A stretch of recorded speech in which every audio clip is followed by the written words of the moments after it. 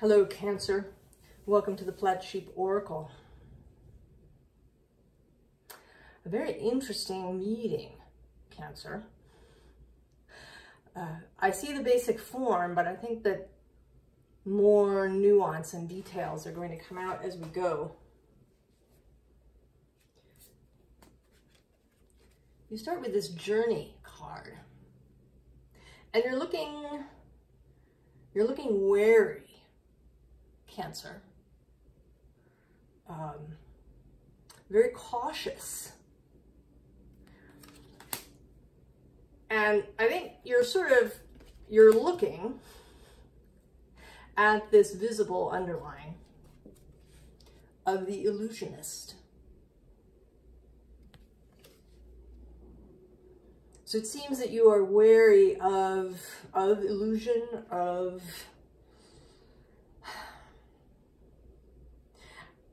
I want to say that you're sort of guarding yourself against disappointment more than anything else. That this looks really beautiful. It's a beautiful card. This iridescent dragonfly. And what wants to come through for me as the reader for this dragonfly is the magician. Not illusion, but magic. You, though, you're wary. Maybe you've been disappointed in the past. I think that's almost a given, right? That we're disappointed in our lives at some point. That people or events, something that we thought was magical or wonderful, turned out not to be so much.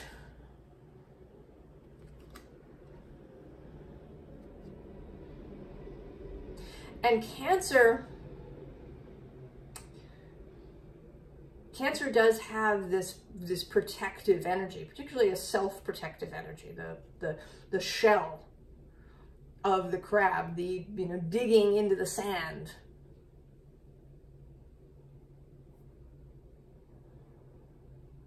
The need for stability, for security that I think Cancer craves. Cancer wants to take care, to nurture, to grow, to do all these things for self and others. But there is this fearfulness that can show up.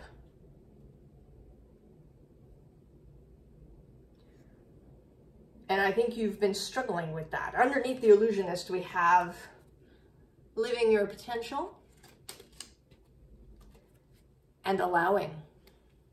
And then actually this across the sky card. And this horse is viewing this circle with more excitement. The horse is not wary. The horse is turned around and seeing the circle and is thinking, oh, look at that.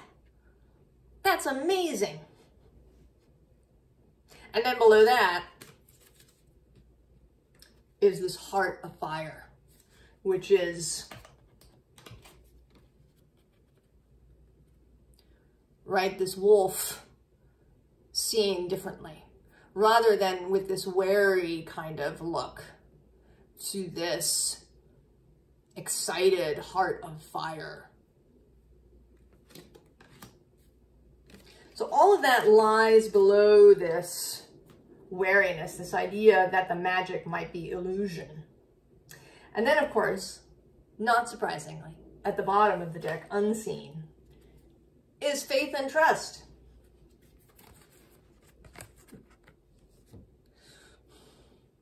I find that these two cards are like this fascinating. And I don't know how deliberate this was. I mean, it seems like it must have been. I haven't written to the artist to say, hey, did you really mean this, right? That one has to have faith and trust in what appears to be the illusion. or if it sort of happened by accident. That she drew it this way and then only later realized that she'd done it. I don't know.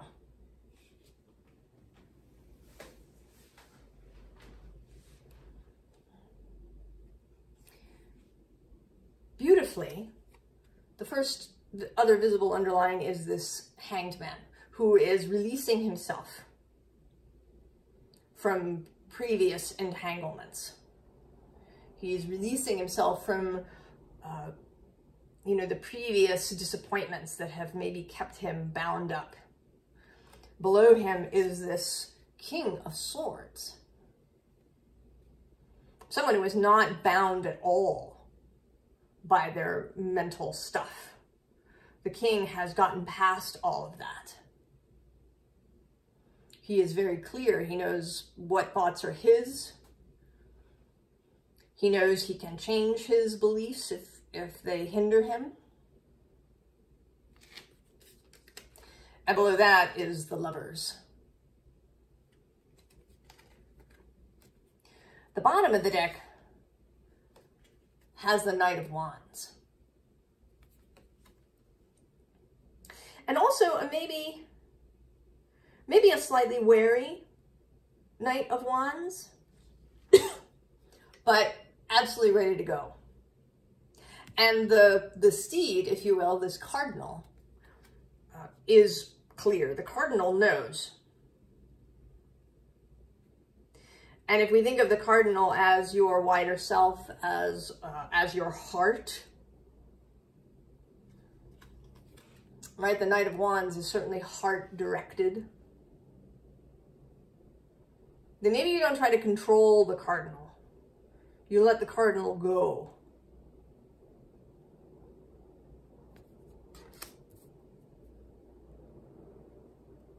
Choose with the heart.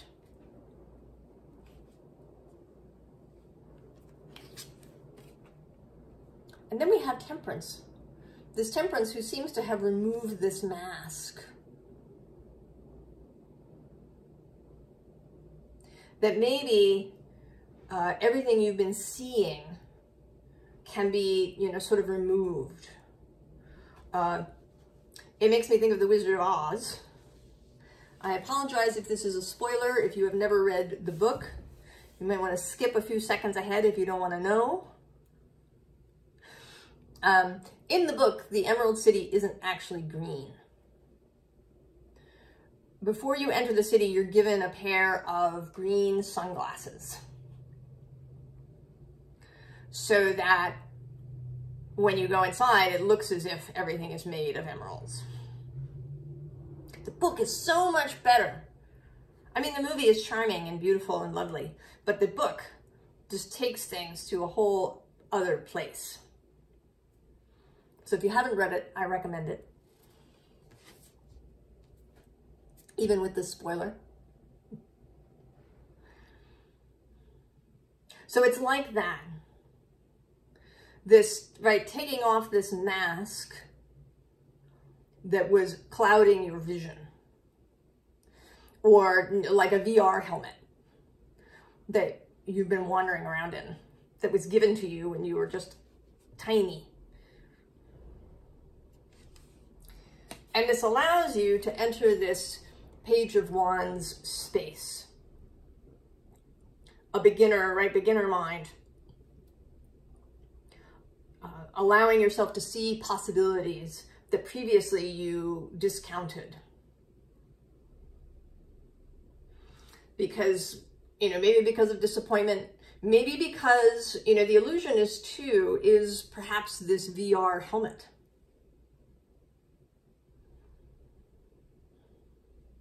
That you're wary because you've been taught to be wary.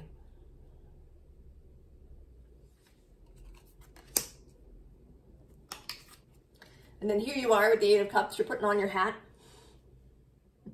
You're getting ready to go. You've got this wise owl companion to go with you, someone who sees in the dark.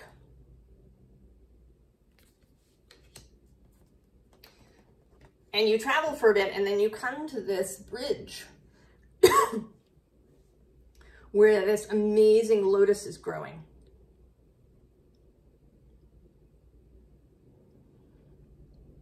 And you're sitting here considering jumping down into the lotus. And this is a moment, right? A moment that requires a lot of trust. You know, now I'm sort of thinking of a scene in a movie, in the Mission Impossible 4, Ghost Protocol. There's a sequence where one of the characters needs to jump into this shaft, and he will be upheld. But right, it's a deep shaft. It takes him a little while to, you know, get up the courage and the faith to just jump.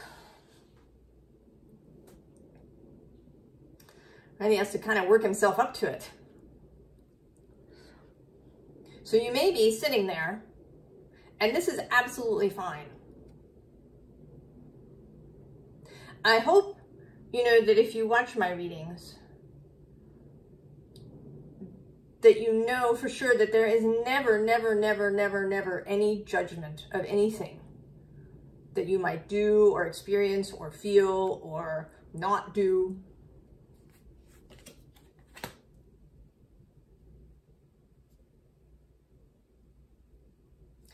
You've had the experiences you've had.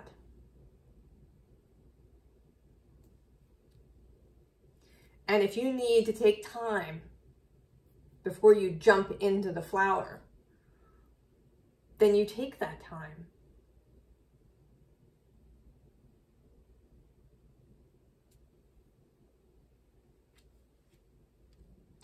And I think that you are. We have another Hanged Man. This one more still. And then the bottom of the deck is the Four of Swords.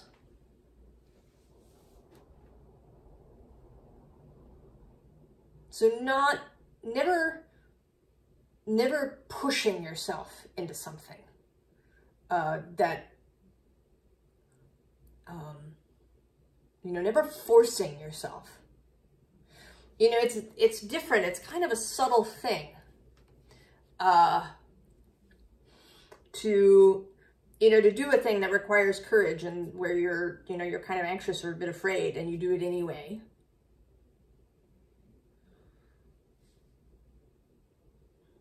But there's a level at which you might force yourself into doing it.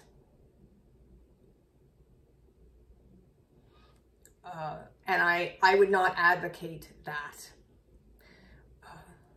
You know, it's hard, it's very individual. I can't tell you, you know, at what point you should jump, even if you're still a little bit afraid.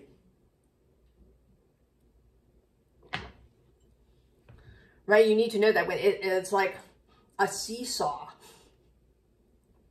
that at some point the excitement, the desire for the flower, the vision of something really beautiful becomes more prevalent than the fear. And then even if there is still some fear, you leap into it. As opposed to really, you know, being in the other place where the seesaw is at the other end. And that you just need, right, you just need a little bit of time for the seesaw to shift. Now below the Hanged Man, there is this Seven of Wands. And then right below it, the Eight of Wands. And I sort of feel like this is kind of, this Seven of Wands feels like, right, there's a storm. And you perhaps feeling defensive. We are, if you're watching this when I post it, I'm recording it on the 13th of August. I will post it on the 14th.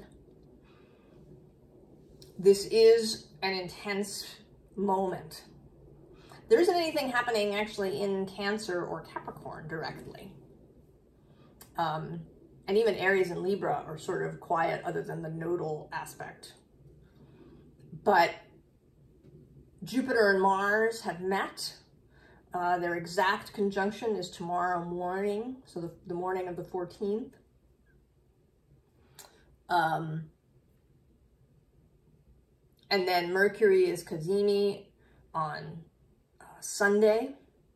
Also, there is a T-square between Saturn, Jupiter, and Venus that is, I think, at its tightest. Nothing is in perfect square or opposition exactly, or there is a moment where Venus and Saturn are in exact opposition, and so they are in the very same square to Jupiter.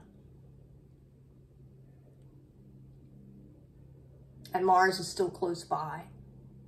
So there is a lot of intensity that is going to build until we reach the peak of the full moon on Monday. And that peak, the moment of the full moon, is about 2:30 in the afternoon here on the east coast of the US. And then later that day, we have an exact square between Jupiter and Saturn.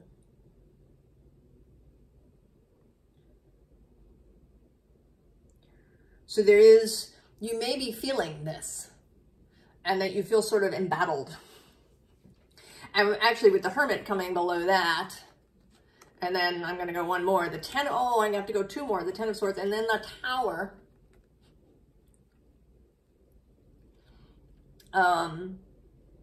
Right, a lot of intensity, and then I'm actually going to go one more, but then we have the Lovers, and the 9 of Cups, and the 9 of Pentacles. There's a lot of 9s. We're going to get to more 9s.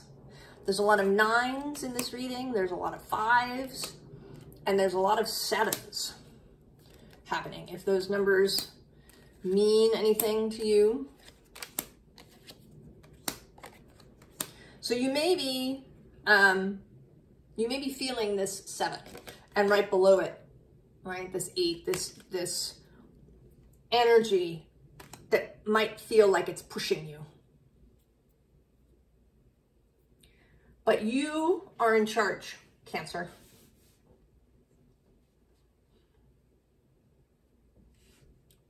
You act on your schedule and in your way.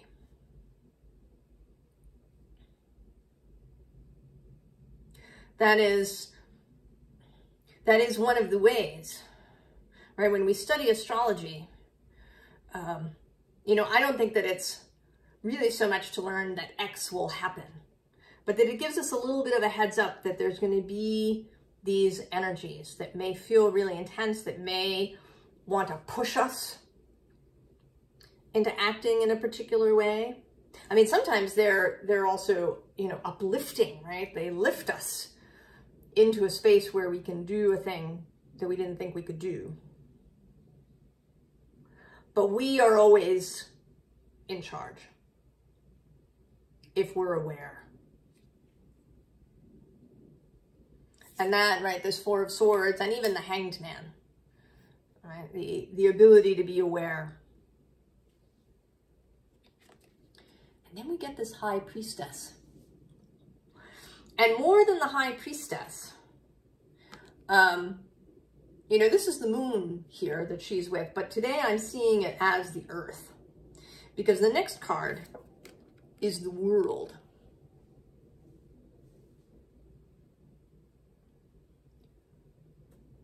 So the option that you have is to build the world.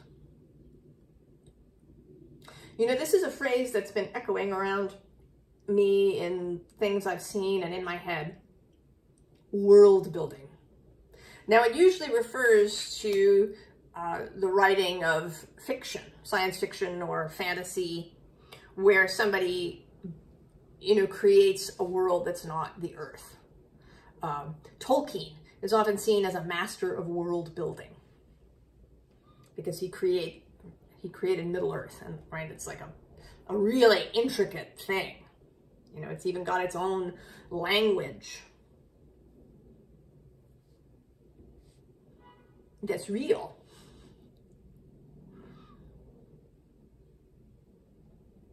Star Trek, right? The Star Trek universe, that's world building.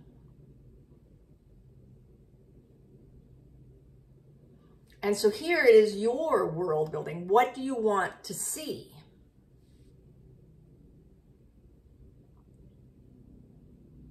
You have the creational power, whether you know it or not. And there's kind of a choice here. We have the Three of Pentacles, which is a collaborative energy, coming together, you and Source, your own you, your heart, your mind, kind of all coming together.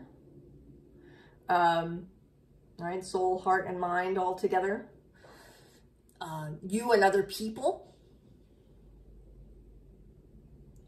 That this is a perspective, a point of view.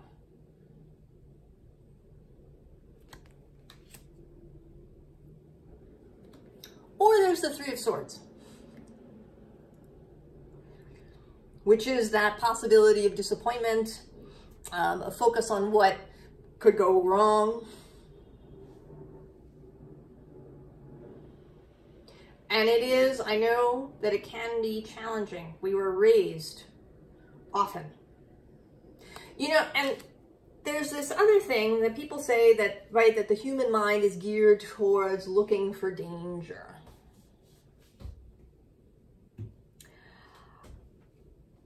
Right, this kind of vigilance that makes us think about the negative. And I say that that is a crock. At least in terms of our biology. And I think this is something that we've told ourselves is true. I think this is something that we have learned to do, not something that is actually our natural right, our birthright. Because animals, I think, don't do this unless, you know, they go through some deeply traumatic experience and learn it.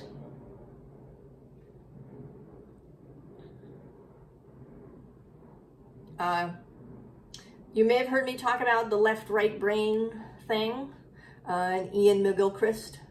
And one of the things they've discovered, and I find this very interesting, is that the sympathetic nervous system, that part of the system that does control action, right? You know, getting ready to move, to react, to respond, is controlled by the right brain, which is this holistic half. We have this system that's kind of running under the surface. We have an early warning system. Hypervigilance is not required. This is a learned thing. This is the left brain taking on functions that it wasn't meant to do.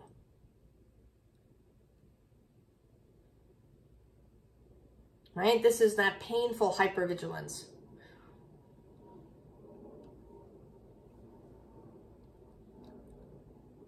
That keeps us, you know, thinking about the danger, about the possibilities, about chaos and fear and, you know, what can go wrong. FEMA thinking.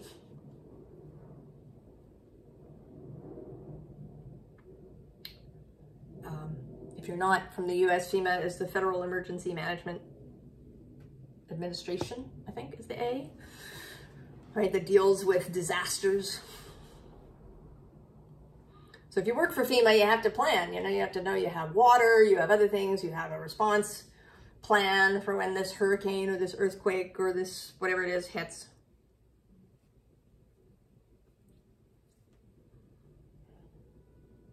But this is not the birthright.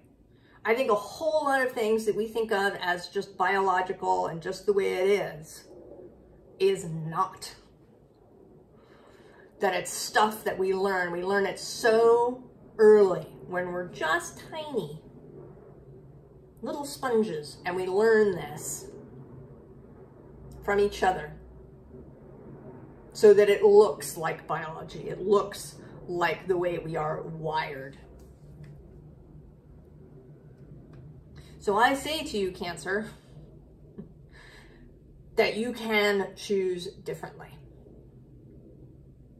we can choose differently. I certainly, a significant piece of my own reworking.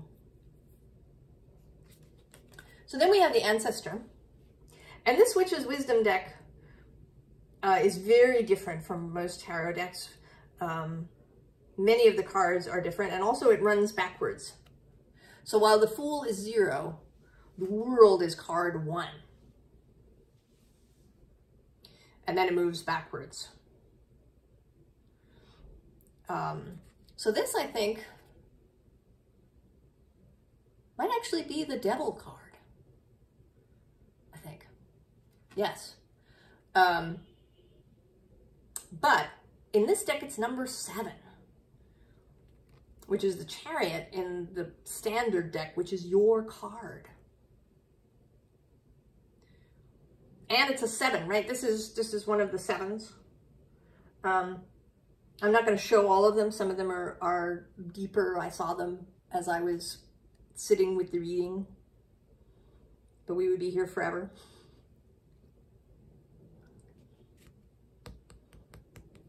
Right? This attitude, this receptive attitude to life. Below this, we have another 5, which is the 5 of Earth. And then the 7 of Air. The bottom of the deck is the 9 of Air.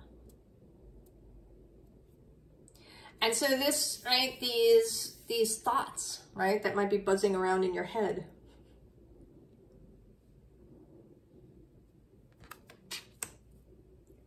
Making things difficult for you. That you need to master. And I think that some of the mastery is just believing that these thoughts don't have to be there. That it is not biology, that you are not wired to see the negative.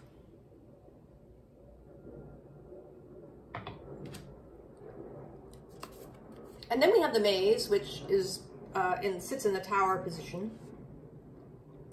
And it looks scary. But do you have to go through it?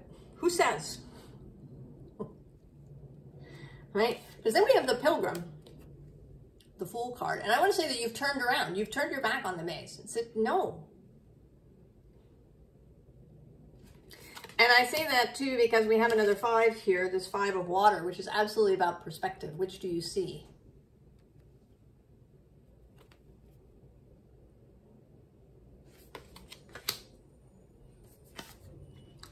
And then the Wheel of Life.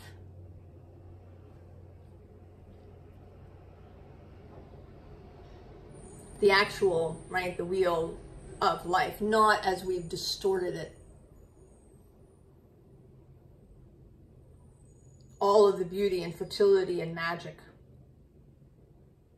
of life. It's not without shadows. It's not without loss. But it isn't the,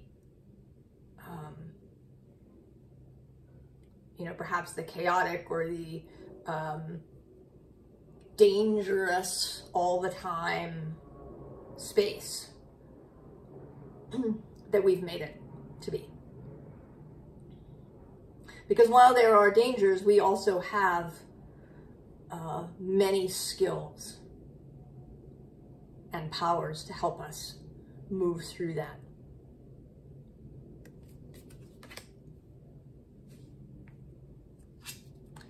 So then the Hermit reappears here and she always looks very magician-like to me with this flaming red lantern and her staff. And below her is this other sort of powerful image of the 6 of Pentacles. Creational, right? Creator. World builder.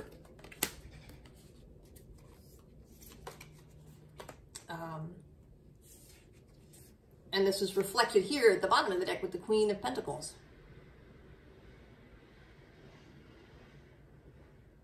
The master of the physical realm, master of embodiment.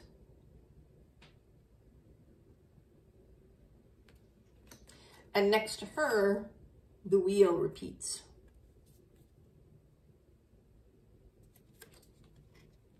Right? That there are changes. There are shifts in energy.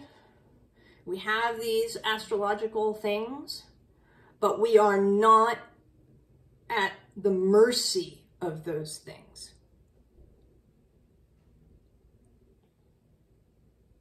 We have skills. We have our bodies and our minds and our hearts and our souls.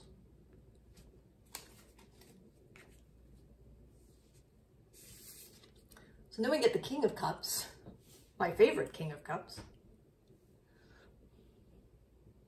the romantic hero.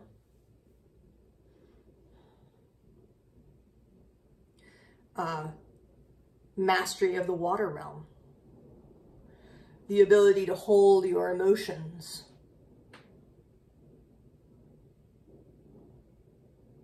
To be sovereign in that realm, to not be reactive, to be able to respond rather than react. And to be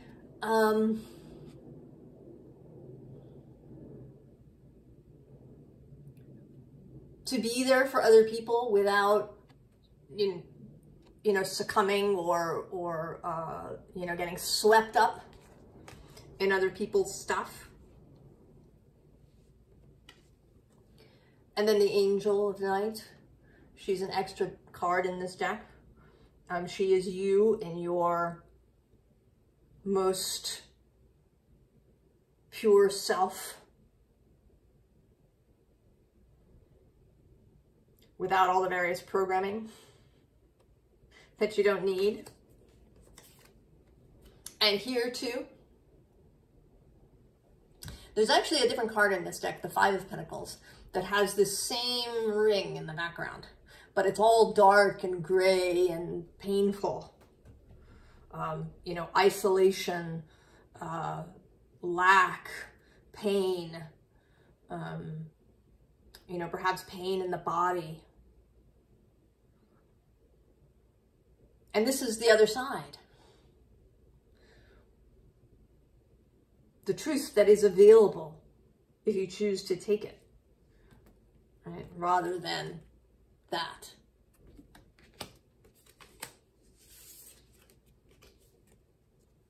And then the final nine, the Nine of Wands. And not so much, you know, tiredness and coming to the end, but kind of a next stage of this card a little bit. There's this light in the background that I sort of feel like is the lantern, except now you don't, it's not contained anymore. Right here you have the magic is kind of contained in this lantern. And here it's just with you, it just surrounds you. You no longer have to be so focused on carrying it with you.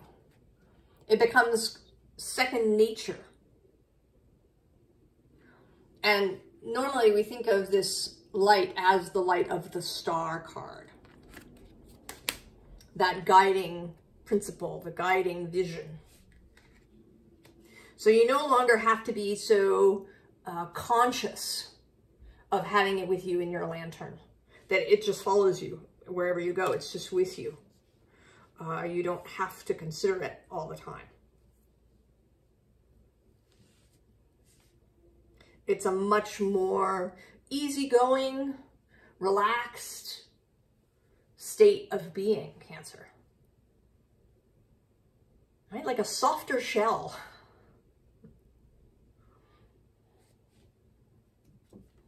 Right? And here you are dancing with your cups. And below you is the Six of Swords.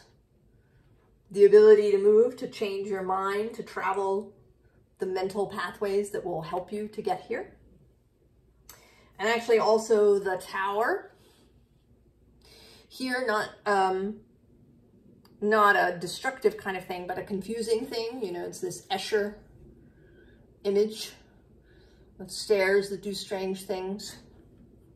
So it's the ability, right, with the Six of Swords to come out of that, to not be in this maze energy. And what gets you there below that is the Star. And actually, I'm going to go one more to this Page of Wands, right, that you are becoming.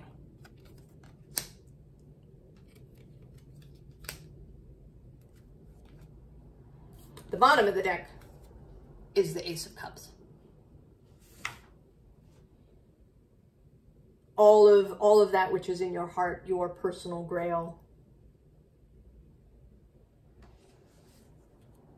Self-knowledge, self-compassion, self-love, the ability to see beyond your fear. So we have the Hierophant, the dude Hierophant. Self-knowledge, self-authority, personal authority around this spirit, earth, axis.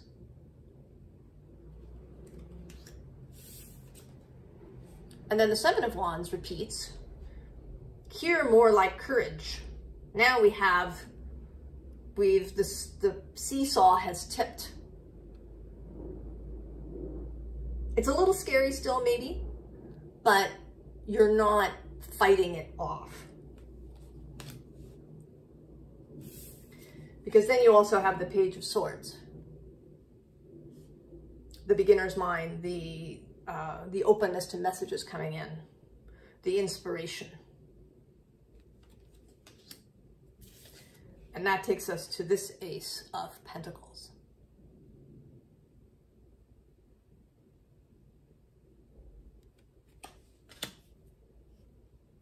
So the advice is really to embrace this process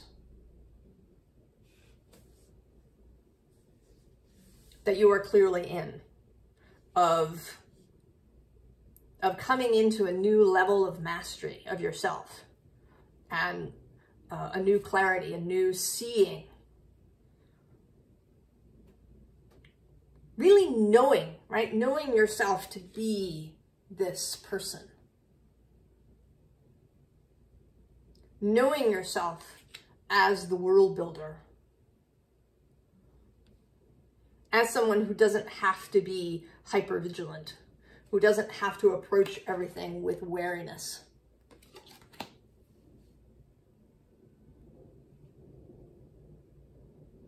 That when you allow it, you have the warning system that you need. And the warning system that will never feel like, you know, fear or terror. Your warning system doesn't terrorize you. You know, don't, right? Go this way. Not out of terror of what's down that road, but just go this way. This is the route. This is the interesting way.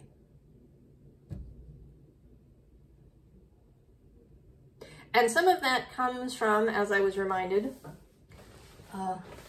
by one of my teachers, this comes partly from knowing what you want. When things approach you, having a real understanding of your own desire and the ability to see, yes, this thing, I want this thing. This meets the criteria. This is a thing I can see. This is what I desire. That thing over there is not. And I don't even have to know why it's not. It doesn't matter. Who cares? Because it's not. You know, maybe it's not because I'll be bored, or maybe it's not because, you know, there's somebody in that workplace who I don't want to be anywhere near. I don't have to know that. The only thing I need to know is that I want to go this way. I want this thing that's coming towards me. This thing that's coming towards me, I don't need that. I can just turn away from it. And it doesn't matter why not. And this can be tricky to kind of wrap your mind around, that it doesn't matter.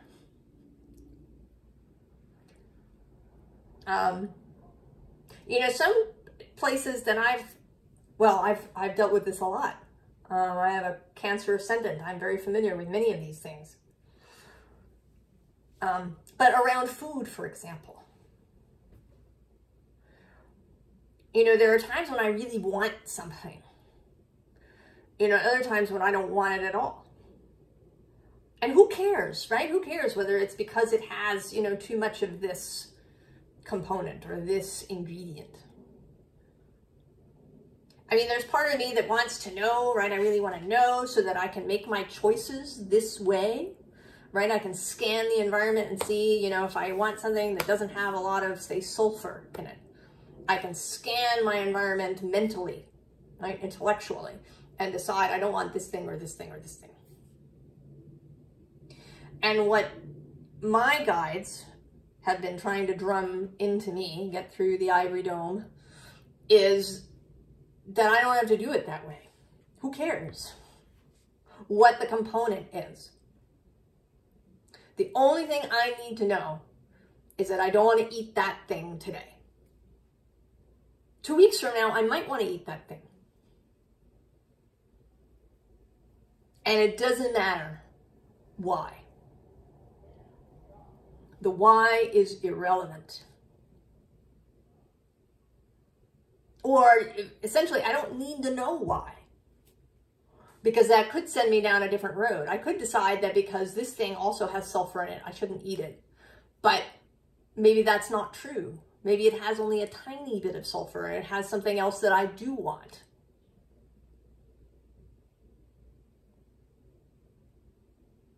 So we are essentially in a better place if we don't need to know all of the exact details about the thing. At least if we're here watching this reading. Maybe there's somebody else who has a different directive. But for us here, we don't need to know, because that can take us into places that are counterproductive. We just need to know what we want, what feels good, what is attractive to us, right? What sets off all the good alarms. And say no to the things that don't feel that way, without having to know exactly why. So I hope this is helpful, Cancer. I hope that you're feeling this world-building power. And if so, you should come back and say so. And tell us what you're building. I wish you the very, very, very best. And I will see you next time. So long, Cancer.